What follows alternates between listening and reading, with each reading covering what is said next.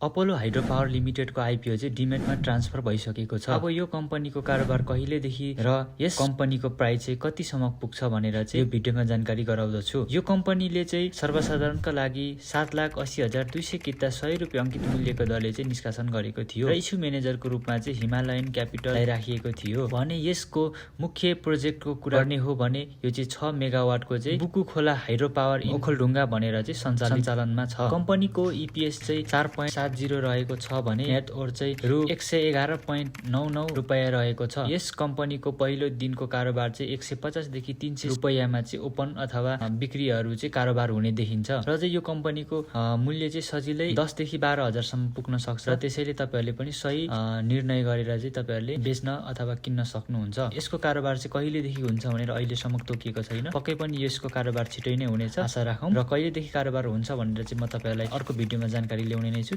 त्यतिन्जेलको लागि मेरो यस भिडियोलाई माया गरिदिनु होला र यस्तै खालका जानकारीमूलक भिडियोहरू हेर्नको लागि चाहिँ मेरो यस आइडीलाई फलो गरेर राख्न पनि नबिर्सिनु होला।